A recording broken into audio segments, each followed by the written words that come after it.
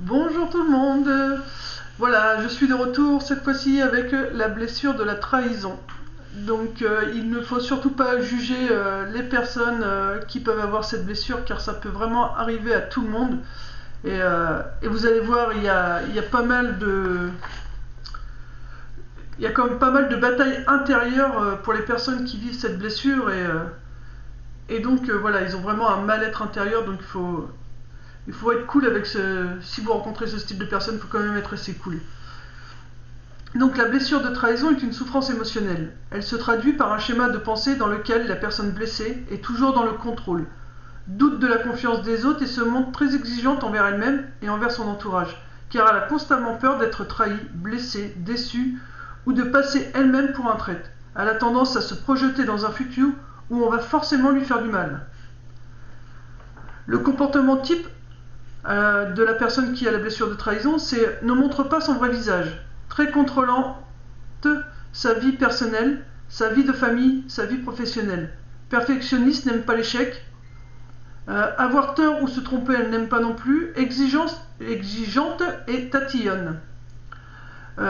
Confiante, voire arrogante, alors qu'en vrai, c'est tout le contraire. Donc elle peut faire croire qu'elle a énormément confiance en elle. On peut prendre ça comme de l'arrogance. Je sens de l'eau parce que je bafouille. Mais en réalité, c'est tout le contraire. Elle n'a pas du tout confiance en elle, quoi. Elle a un besoin fort de reconnaissance. Elle veut toujours avoir raison, car ce qu'elle ressent ou ce qu'elle vit est très douloureux. On a du mal à prendre à ses... Pardon. Je recommence. Ce qu'elle vit est très douloureux. On a du mal à prendre ses... Elle a du mal à prendre ses responsabilités. C'est toujours la faute des autres. Peut-être manipulatrice. Tourne les choses en sa faveur. Elle est colérique et peur de l'engagement. Donc c'est pour ça que certaines personnes, quand elles sont en couple, d'un seul coup, elles peuvent se mettre à partir ou à s'éloigner doucement sans que vous puissiez comprendre pourquoi. Bah, c'est tout simplement... ça doit être sûrement dû à une peur de la trahison et je pense que même la personne qui la vit ne s'en rend pas compte. Alors comment expliquer cette blessure? Généralement elle arrive entre 3 et 6 ans, lors du complexe d'Oedipe, car l'enfance du sexe opposé à son parent représente celui-ci comme le modèle et cela est normal et inconscient. Ça se déroule dans la plupart des cas naturellement. Donc tout se remet en place naturellement.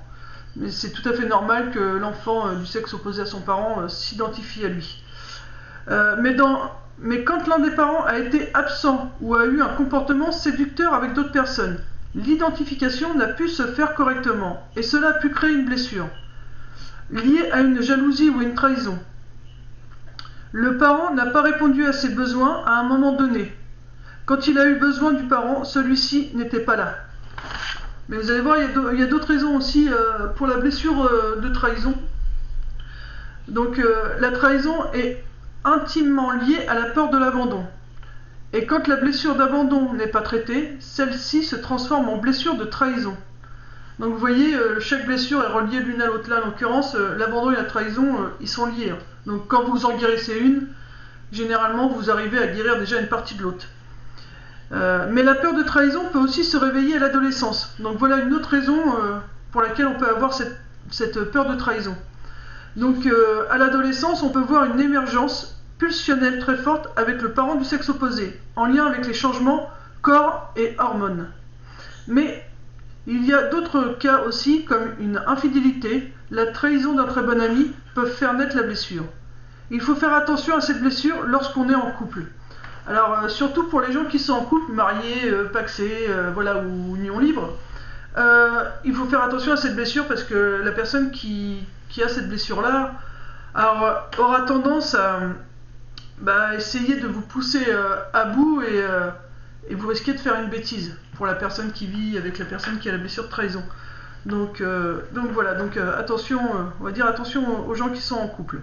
Alors comment en guérir? On peut la cicatriser, c'est un long travail car il faut accepter de changer son mode de pensée et c'est un travail neuronal et donc habitué à ces vieux schémas. Il faut conscientiser sa blessure, se pardonner, accepter d'évoluer, arrêter de hiérarchiser ses rapports, oser en parler, lâcher prise, plus d'imprévus, de légèreté. apprendre à reprendre confiance en soi.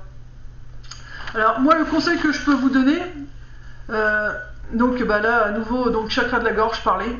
Le chakra de la gorge, au moment du conseil que je veux vous donner, on me dit là-haut chakra de la gorge, on me le fait ressentir.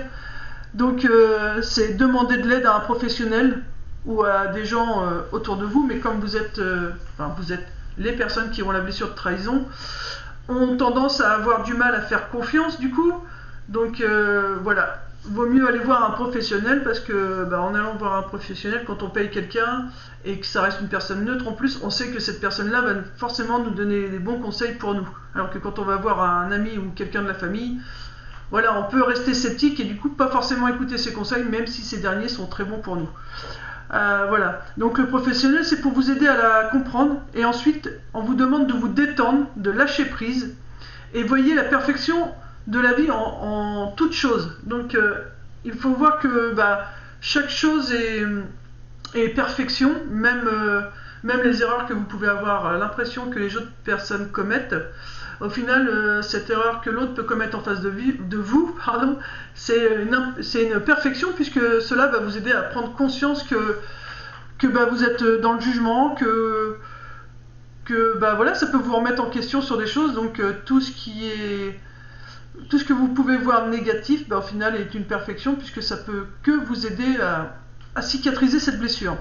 Et on vous demande de faire confiance et de laisser les autres faire à leur manière. Et de cette façon, vous allez pouvoir voir aussi que leur façon de faire n'est pas si mauvaise. Et puis ça va vous enlever aussi un fardeau parce que vous avez tendance à tout vouloir faire vu que vous manquez de confiance en les autres et vous portez un poids sur vos épaules et vous allez vous sentir beaucoup plus léger en laissant les autres faire à leur manière et voir qu'ils peuvent réussir à les faire. Et dites-vous que chacun fait de son mieux avec ce qu'il a. Donc être dans la compassion que voilà, laisser faire les autres, même s'il peut commettre des erreurs dans sa façon de faire, dites-vous qu'il fait lui avec la façon qu'il a l'impression que c'est la mieux pour lui sur l'instant T. Et voilà, donc soyez indulgents. Voilà, j'espère que cette vidéo pourra vous éclairer, prendre conscience que vous pouvez avoir cette blessure de trahison, qu'elle n'est pas forcément facile à vivre et à changer. Pour les pierres de lithothérapie, c'est exactement les mêmes que pour l'abandon du coup. Quartz rose pour le cœur, citrine pour le côté jovial, redonner du bonheur, et donc l'obsidienne noire pour la négativité, donc pour vous aider à enlever toute négativité que vous pouvez avoir dans vos pensées.